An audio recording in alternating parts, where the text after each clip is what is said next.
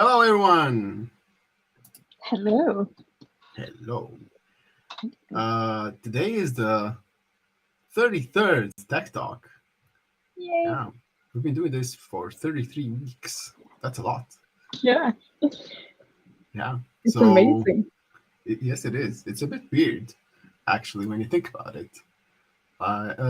In essence, it's always been like our goal to kind of showcase some of the technologies being used every day and kind of make an example of how it easy is to actually use it. So that's why today we are going to demystify databases a little bit, just a Yay. little bit. Yeah. So okay, cool. Um, Hi everyone, welcome. So nice of you to join. We are going to share some screens. We are going to share some resources and help you get on your way on building, setting up a tool of sort that will help you kind of explore and fiddle around on your database. So that's kind of the point. I have shared in the description below. You can tell that there's this link where you can actually go visit the demo for this tool that we are going to use. This tool or service is called PHP My Admin. So it's a common tool being used for a very long time to kind of add on to the server um, a way to interact graphically with the database. So it kind of helps you not be in that very scary place of a terminal, which can be scary, and kind of helps you get an overview of it. Yeah. But that's the nice thing about the tools that you use to code. Like often there's a GUI for it that might help you when you're a beginner and you just need to understand what connects to what. Then you can use the GUI. But further down the line, when you code a lot, like the terminal is a really good tool. Learn how to use it because it's gonna help you. But it might be a bit much, or it might be a too steep learning curve in the beginning. Yeah, it kind of helps when you just see it and you can kind of connect it like it does. Later on, terminal is easier because you have all the commands saved somewhere. Like people don't know that even experienced system admins, programmers, technicians just go and go through the history of their previous commands, and that's why it's easy to do it. So and you get a hang of it a little bit. So, but it's always good to go back to the basics and kind of try things out a little bit. So yeah, we're going to go to our trusty DigitalOcean cloud. So this is the link for it. So cloud.digitalocean.com. It is a service that is you have to pay for it, so it's not free. It's a publicly available server. You could do this on a local server on your computer, and we will cover that also. But if you can, log on to DigitalOcean, and they have some very affordable servers for you, $4 or $6 a month. You can try them out, try to do something with them, and kind of shut them down after a week. So you're under $1 basically. It's you could give it a go. We will cover the less or no cost variant in future tech talks, right, Carolina? Yeah. Yeah. Okay, cool. Let's get to it then. I'll share the screen here. Remove this caption. Okay. Let me know if you don't see anything, if something is not right. I'll just go to the first page that you see when you log on to the DigitalOcean. So when you log on to DigitalOcean, sign up. This is the first screen that you will see. It's quite easy to get started. They, DigitalOcean, calls their servers droplets. It's just a marketing name for the server. You go to droplets, so create, click on droplets. Okay. Click on. Click on droplets, yeah. And there are different distributions being used in different servers. So they're all based on Unix systems, these. So we have Ubuntu, Fedora, Debian, CentOS, a lot of them, all of them based on Unix. So uh, basically, we're going to go with Ubuntu. That's my preferable distribution, and it's being used a lot in the community.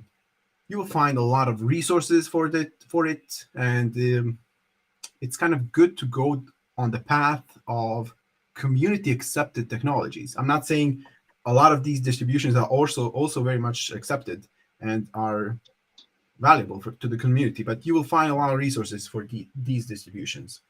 So we will go, we will not change anything. We will go to Marketplace and type in PHP my admin. Okay, now with a Z. And what this allows us, it's quite helpful with DigitalOcean that it kind of just does the work for you. So you don't have to worry about setting up a server, then installing certain services on it. This is just a one-click installation. When we click on details, you'll see that it will just do everything that is needed to get started.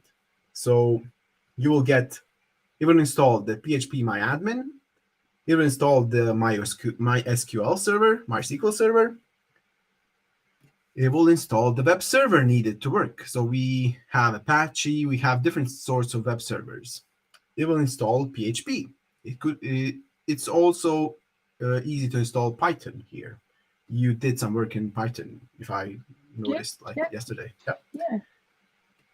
So it does all of these things for you. So that's why I kind of love it. We can just get to the point. So basically, it's like an extension. When you create your server, if you go onto Marketplace and you pick PHP My Admin, it's like an extension that you add on to your server when you're creating it. Yeah. It's kind of a even when we install the basic Debian server or a basic Ubuntu server, we have to install the database, so MySQL. We have to install PHP. We have to install Apache, so web server. So we have to install all of these services in order for this to work. So it's quite convenient to use this. All right. So we went on the marketplace, typed in PHP my Y, MY, not Z, and we have selected the PHP my admin, and we can go on just the most cheapest variant. Like I think, okay, so $4 will not work because of the size needed for it to be installed. So $6. So PHP My Admin and like MySQL database, PHP, it takes a bit of space on your server. Yeah, I would argue that this is enough, actually. Yeah.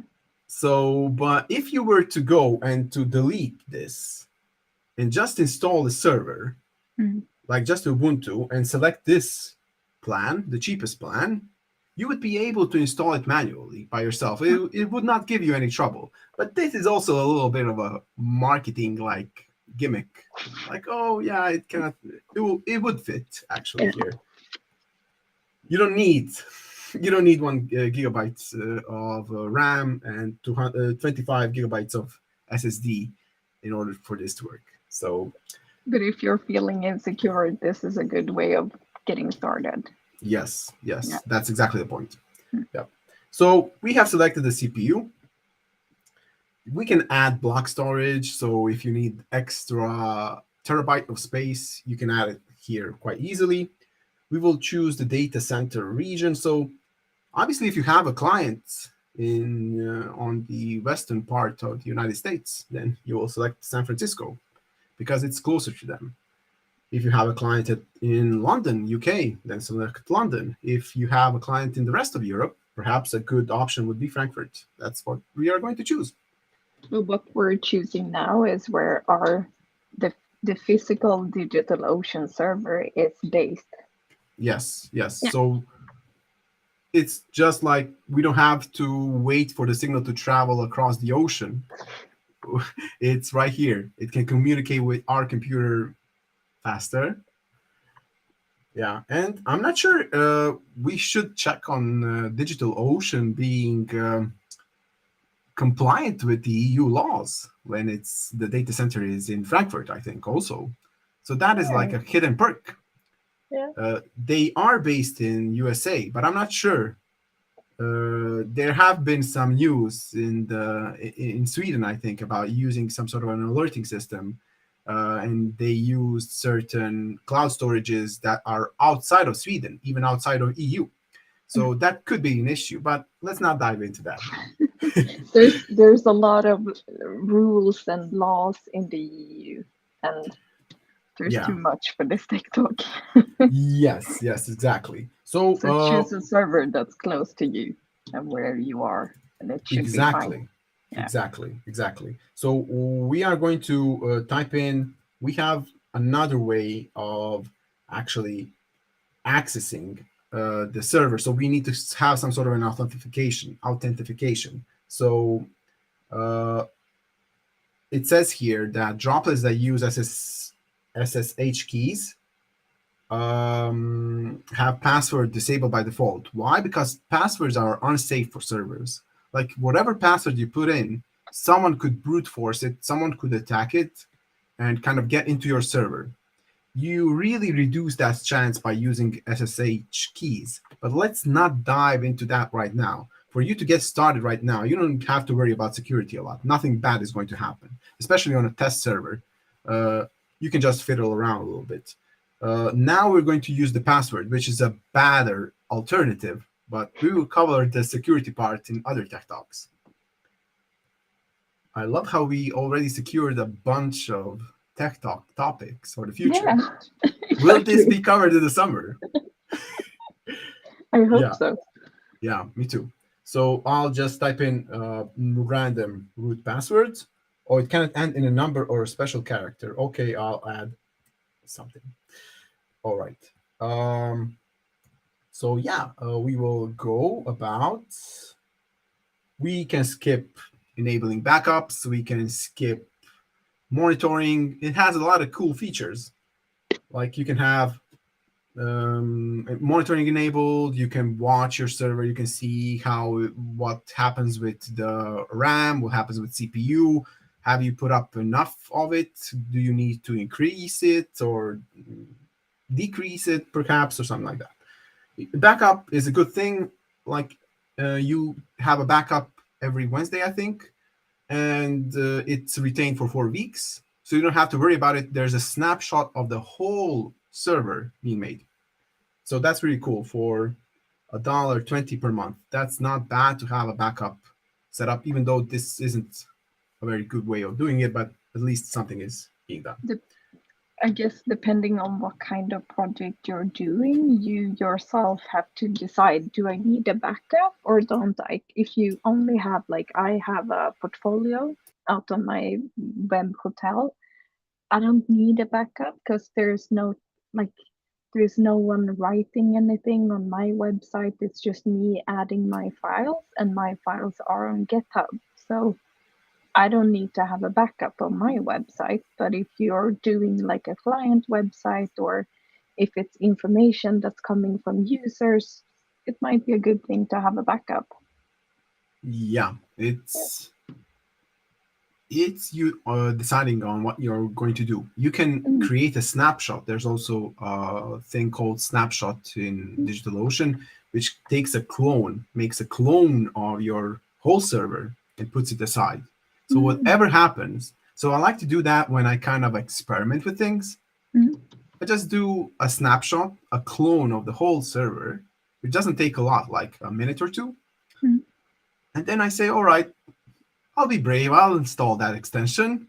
And obviously, I'll break everything. And then I just revert to the old snapshot that I made 15 minutes ago. So you can Yeah. be like really brave, or you can have someone fiddle around with it, like one of your colleagues, and you can be like, no worries, if you mess something up, then we'll just revert to the old snapshot.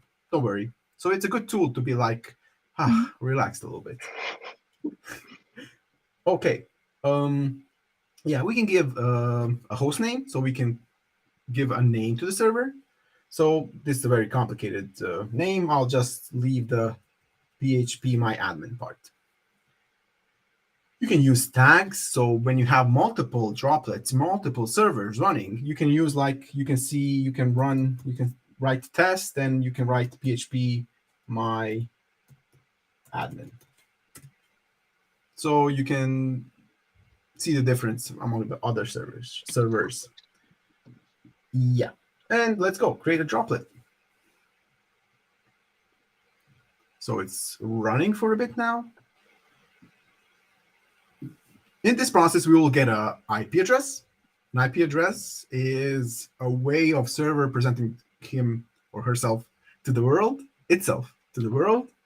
And it is a way of anyone be able to kind of reach out to that server. So that's a cool feature. We're waiting for the bit, so it's It's installing the. always that awkward pause. Yeah, it is like it's doing a lot of things right now. So it's Yeah. unpacking the Ubuntu. It's probably using some sort of an image to do all of that, because probably in DigitalOcean it's not like they probably optimize the process, hopefully. But all of this has been now installed in a minute, and we have our IP address here. So what we do, we go to the copy, and we go to our browser, and just select any tab. I'll do this. I'll share it with you. This sharing part is always tricky. All right. Okay. So you can see, um, Yeah. we So you've have a message. just you have just entered the IP address in your browser, just like any URL. Yes, yes. Yeah. I can. I don't know if I can show that. Yeah, I have to show the whole window, Yeah. and I don't want to show my bookmarks. That's totally fine. Yeah. So this is the message that you get. So it says, "Look, you have to turn up the terminal now. The scary part is coming up." So okay, let's go to the terminal. So right now I'm going to share my terminal.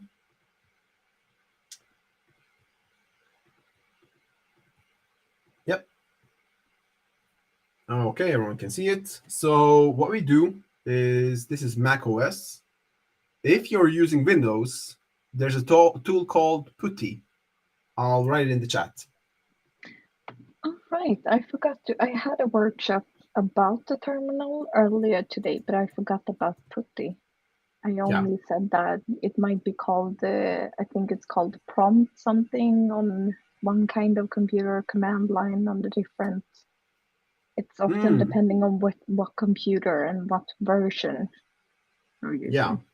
It's so if you have Windows, I'm not sure about Windows 11 now, but Windows do not have, they have command prompt, but they don't have like the terminal, in the sense that you can Right, yeah. access other servers in that way. Mm. So you download Putty and just Google it. It's quite easy to. You don't have to even install it. You can just run it as an executable file, exe file, and you will do the same. What I'm doing right now here. I'm using Mac OS, so I just wrote terminal in the search, and this came up, the little dark colored icon. You click on it, and you get this. Also, if you're using Linux or some sort of other distribution of Linux, then it's quite easy. like you also search terminal, you will get the same thing as in Mac OS. All right, so let's get started. What we write is, oh, okay. What we write is SSH, and I'll write my username, which is root, which is also a really bad practice to name your username root, because everyone names their username root. But let's disregard that for a while. Then we write, so SSH root, so that's our username, which we got from DigitalOcean. We write at, and then we write in the IP address that we got. So mine is, I'll just copy and paste it. Oh, I copy and pasted the whole URL. Okay. So mine is 104.248.26.72. All right, and I click enter. And then I'm getting a question from the server like, who are you? I cannot authenticate. There's no way of me figuring out who you are actually.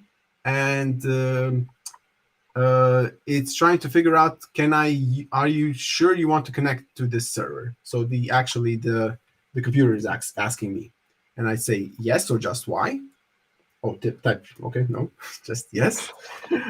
Okay, and this IP has been added to the list of known hosts to my computer.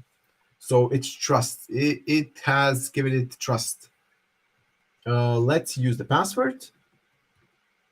So this is the time when you type in your password that you typed into the DigitalOcean. Well, let me just paste it. Right, and I pressed enter. Okay. So this is the welcome screen you get from the DigitalOcean server that we just ran that has phpMyAdmin installed on it already. So it says here, welcome to DigitalOcean, one-click MySQL phpMyAdmin droplet. The firewall is already enabled. All ports are blocked except 22, 80, 3, etc. So the only ones that you need. So it has already secured the server for us a lot. So it says that in the web browser, you can view the phpMyAdmin by typing in the IP address and then adding a slash and phpMyAdmin. You will get something. You will get a login. And very useful for us right now here is that we have gotten the username and the password for the phpMyAdmin because we didn't know that. We will go now to I will copy this. But to separate things, what you did now in the terminal is that you log on to the server that you have created on DigitalOcean or your droplet, server droplet. And then your server is giving you information. How can I access my database? Oh, we have set it up for you. Go to this link, use this username and password, and you're in your database. So it's exactly 2 different things, but you get to access them both via the server. Yeah, it's so the DigitalOcean team said, all right, we will make the user log on via terminal. And then we will enable the phpMyAdmin. So they did that on purpose. So you have to log on to the terminal, and then we will let the phpMyAdmin have a log on screen. So now if we go to the IP address provided, and we click and we write in, so just a sec. I'm using multiple keyboards here, so I'm always looking for a slash. Is it going to be just keyboard wizard? Yes. It's always hard doing something and then explaining it and switching screen. It's a lot going on. Yes, it is. All right, let me share. So this is we're back to that screen. You don't see me typing it in above, but I typed in the IP address. So /phpMyAdmin, and now I'm going to click enter, press enter. So that's And your URL for your database.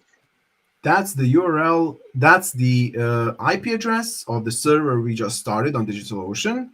And in order for us to access the phpMyAdmin, which is a tool that will enable us to talk to MySQL, to the database, uh, this is the way we log on to it. So now we have the welcome screen from phpMyAdmin, and we, if you remember on the terminal part, we got the username and we got the password. So the password is super long. So I'm just going to type in admin here, and let me just zoom in a little bit. And yeah, I'll type in the admin here and I'll paste the password. I think it was huge. Yeah. So, okay, I won't save this, but this is the phpMyAdmin. So at our left-hand side, we have already some tables. We have some actually databases here with some tables. We can already see because this server cannot run without, so it's not able to run without a database already set up. So phpMyAdmin is an application, and applications need databases in order to run, at least at this stage of our learning process. So this is somewhat of a requirement. So we see the database that is needed for phpMyAdmin to run. We have a lot of databases here.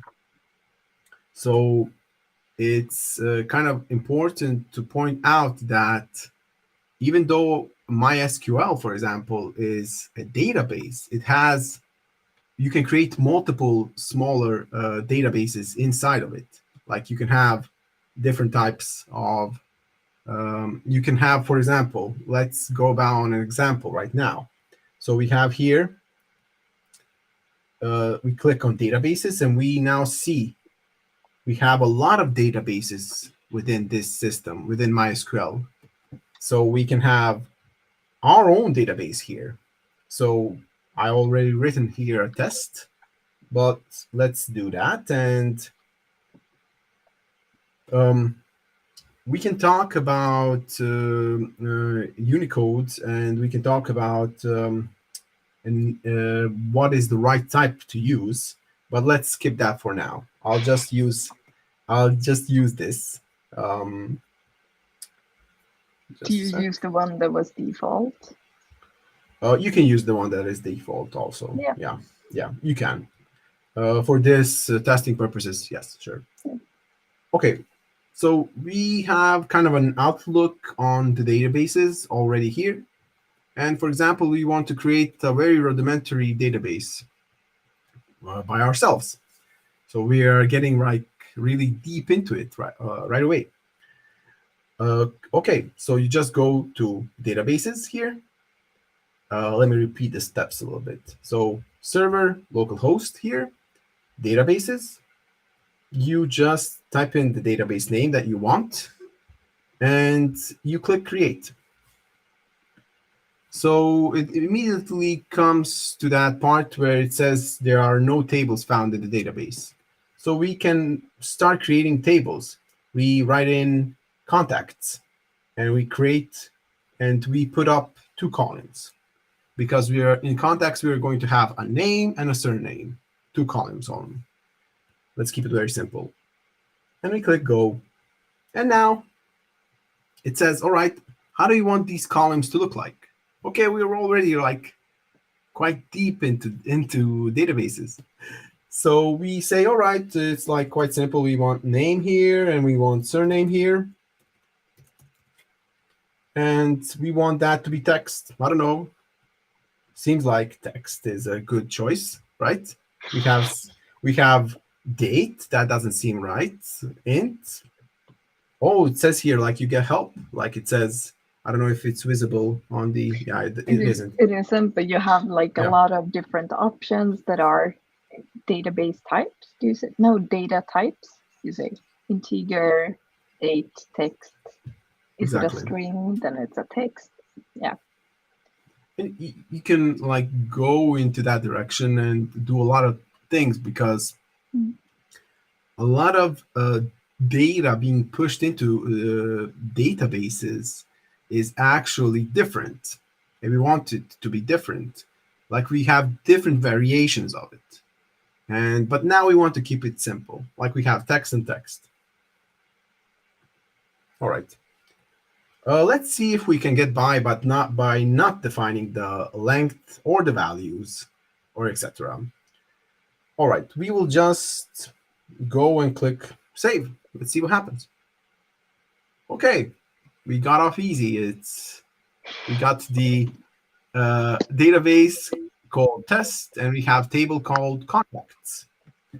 And yeah, so now we can insert things in it. So sounds kind of logical. So we want to insert data into the SQL database.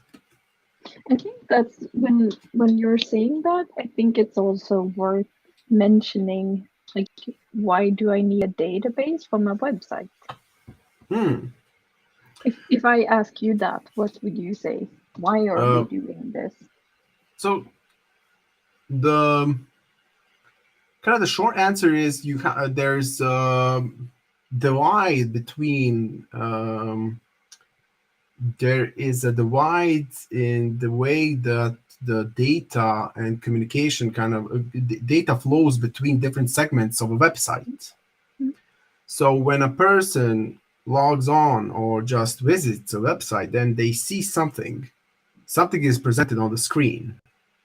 And in order for those tables to be filled out, the Python, the backend of the code, the Python that you had written a couple of days ago, asks, "Hey, someone has visited." A service lets it know that someone has visited the web page, and we have to give out something to that Mm. person. Then it asks, "What can I give?" And the text, like an article being written, is being held in the database. So the database has the actual characters, actual text saved. Like when you log on and you write a comment below some sort of an article, then what you are doing is actually inputting and inserting new data into the database. And you're telling the front end part, like the part that you see on the screen, you're telling it that you want to have that piece of information, that text, be saved into the database.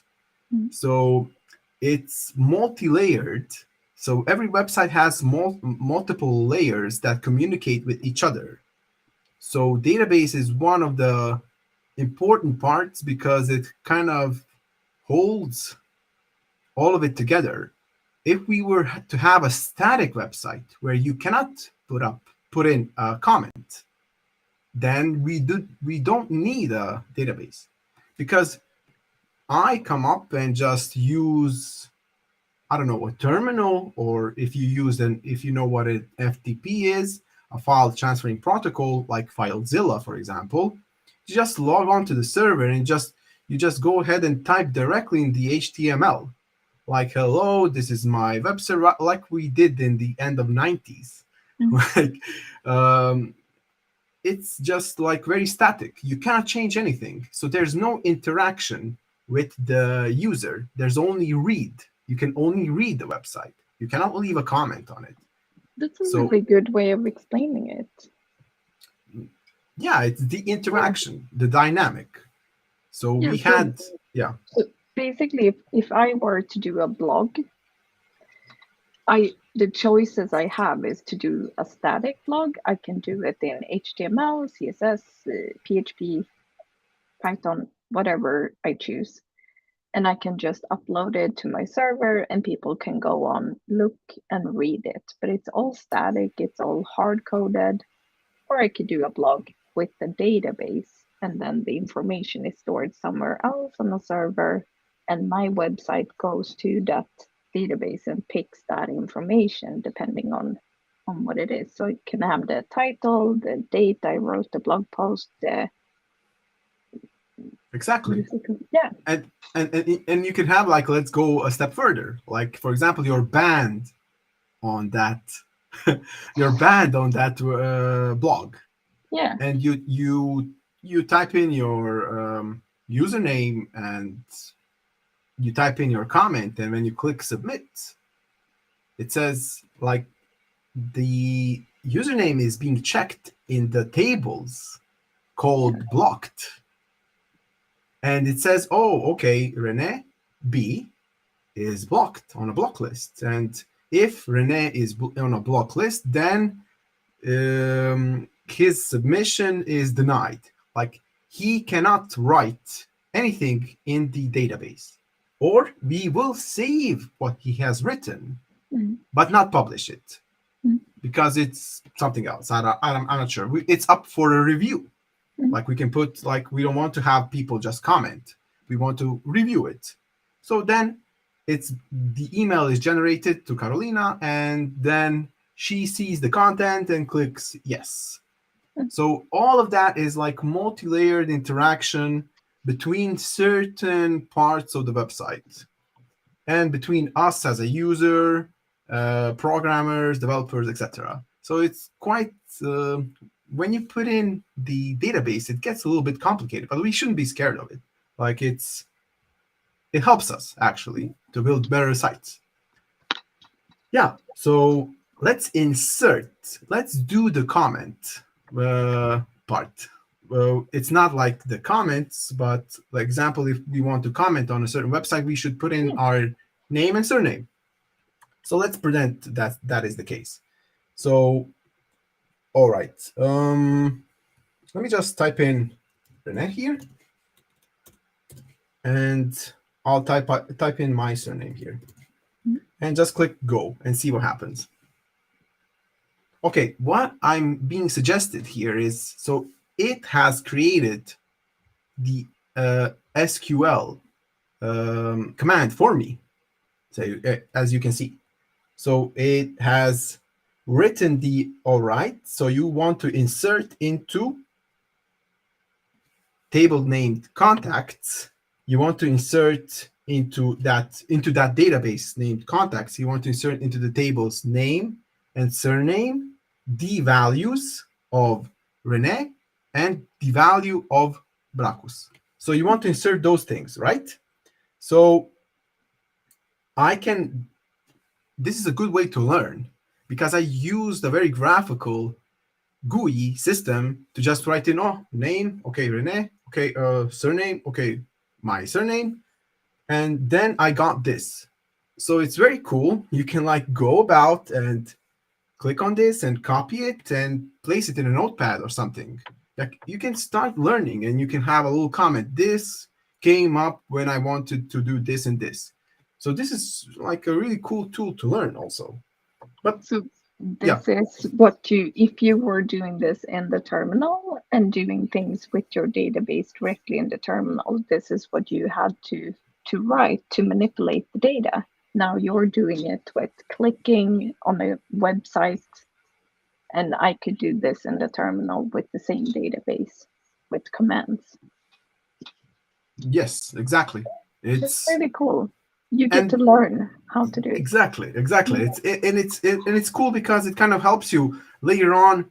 You will be a perfectionist, and you will say, "Oh, we won't install PHP my admin because it takes up resources. I'll do it too. Who installs that?" But let's get you to that level. Like it's a progress. It's a journey. Okay, so the interface here is a bit weird, but like if we go down, go, I think it's not visible, or it is. If you go down, then you see go here. It's a bit weird, but you go scroll down and you click go, and it has notified us that one row is inserted. Uh, it has let us know how long the query has lasted. It took nothing, like milliseconds, and it has inserted values of Rene into name and Bracus into surname. So cool. So the same would have happened if we made a form, each HTML form on the website saying, type in your data, type in your contact information, and say, just put a label name and then a form where you can write in something, and surname, you can write in something. And if someone clicked submit, actually, after the code runs it, this would happen also. So this would be a part of the code, like insert into contacts, then variable this, variable that, values into this and that. So yeah, not to complicate things, but that would happen also. But it's So really good explaining what's going on and how do you do that in your code. But this is the yeah, way of doing it. But instead of Renee and brackets, you have a lot of Renee brackets commenting. Then you yeah, can have variables. it kind of helps you get the picture a little bit. Yeah. So um, so we can have, let's do this. Let's go to, so we when we go to test, so we click on the left hand side, we have the test database. The test database has the contacts table, and it has the columns. Okay, new, we should remove new, but we have columns name and surname. So all right, so let's take a look at the, okay. For me, it often helps. I said that when Johannes was showing databases in the terminal as well. For me, it often helps to think about the database as like an Excel document. Right? You have columns and you have rows and you have data in that, and you can do things with that data. And that's basically what you're showing here as well, that you have the test database, you have columns, you have name, surname. Yes, it's it is exactly that. Before, like 20-25 years ago, there was this and there still is this program called Access in Microsoft Office package. So it will be quite it's sometimes in my high school I learned databases from that program, but it was quite useful actually, because it used a very graphical user interface, and basically tables to build databases. Like you drag Mm. them, you typed in, and it kind of aggregated all together, all the data. So that was also quite useful to use. There are a lot of different tools out there also that help you connect to the database and use it effectively. I'll do my best and put up a comment on some of the resources that could be used in that way. Obviously, not everyone uses just a terminal to dig through the database. That's quite inefficient. You have a lot of tools that do that for you, and but this is a good way of wrapping your head around it. So yeah, uh, us being able to see everything within a certain table is within PHP, PHP MyAdmin. So we go to the database that we want to go to, like database test, and then we click browse. And actually, when we click browse, it initiated a SQL query, which is goes like this: like select asterisk in SQL language means all, everything.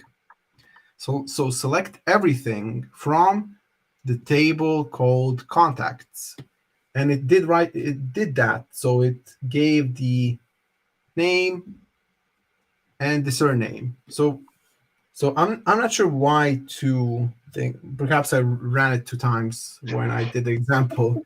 But so we have the, okay, so these are the names. So this is the name. So this could be a list of contacts for important things. And this But is a what way of you accessing it. Sorry. What you were explaining now, SQL is the name of the language that you write instructions for MySQL databases, or how, how do you explain? Yeah, it's Yeah. so it's a command language like any other. You have it has its rules, and you kind of get the hang of it after using it. So we can see that select means like pull out data out of the database. Insert means inserting the data into the database. So if you remember, we used insert into, and then we said this table, and then we opened up the brackets and had written in a certain format what exactly columns we want to populate. And then we use another bracket to say what data we want to put into those columns. So I know it seems a bit scary, but it's really not. It's really not. And I kind of want you to, everyone that's kind of watching this, I want you to start with a very live server like DigitalOcean. It's good to have if you have a lot of resources. It doesn't have to be DigitalOcean, but start with a live server because it gives you really the feel of being out there in the wild. And try to build the most basic contact form you can. Like the website is very broken. It doesn't have to have anything special.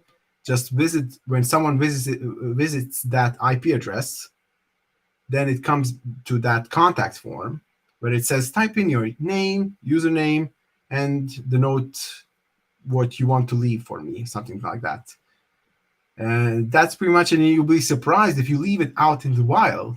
You'll be surprised how much bots, which are automatic algorithms programs that kind of scan through the web and look and see if they can write something anywhere. So kind of a spam bot that will write anything in there, and you can play around with it. There's no harm with it. Nothing bad can happen. Like the worst thing that could happen is you just destroying that server and starting it anew. But you have some sort of a snapshot already, and it's not that big of a deal to run it again. So be brave. That's what I want to say. Like, yeah, cool. I think that we covered the gist of it. I'm sure we didn't cover everything, No, but I think but it's a good place to start. What is PHP MyAdmin? How do I set it up on a server? How do I use it? Because it is honestly the first time I saw that website, I was like, is this like spam virus? Why does it look like it's from the 90s? But it is. It's not a good design, perhaps, but it works. a lot of Yeah. things like a lot of good services and a lot of open source projects look like that. Yeah. They're super useful. Yeah. I'll leave the so a good piece of information and good news is you don't have to do anything that we have done here. You don't have to go run a server. You don't have to install PHP MyAdmin using DigitalOcean. Just go on this. Oh, I'll share it again. Just go on this website. It has already live. It's in the chat, so you can click it. But you write in demo.phpadmin.net. Uh, PHP MyAdmin, sorry, .net, and then you will see the PHP MyAdmin dashboard that we just visited on our server, and you can play around with it. It's publicly available, and you can see that a lot of people have created a lot of tables, a lot of databases on the left side. So you'll see that people have experimented and tried to do something. So be brave, and you don't have to start a server in order to kind of explore the databases. You can go here. But in order for you to kind of do something about it and be able to fiddle around on your own server, you can follow this tutorial that we made. Yeah. And I think we will also on YouTube, we will also comment with different GUI options for manipulating databases. I know Yes. there's some program I have somewhere that I've Yeah, used like once. there are a lot of them, but yeah, Yeah, it's a cool thing to have. yeah. Cool. Hope everyone learned something. If you have some questions, like we're here, you can reach out to Carolina or to me, or type in something in the comment or whatever, You so can we can talk. also join our Discord. We have a Yeah, Discord server that you can join and talk code with us yeah, if you yeah. want to. That's super cool to have. I have the link here, and I'll share it in the chat again. So you also have that resource. Nice. Okay, here you go. So I think the chat option is available on YouTube. I'm not sure, but if you feel like it, like type in this code after invite, and you'll get there. Cool. Yeah. Thank you Thanks so much. everyone. Yeah, thank you for inviting me and having the chance to talk a little bit about these things. I always love when people get started because the first couple of weeks are the hardest, and later on you feel like as though you can get places and you can do things with the learnings you made. Exciting. Yeah. Okay. We're signing out then. We are. Thank you. Bye. Bye.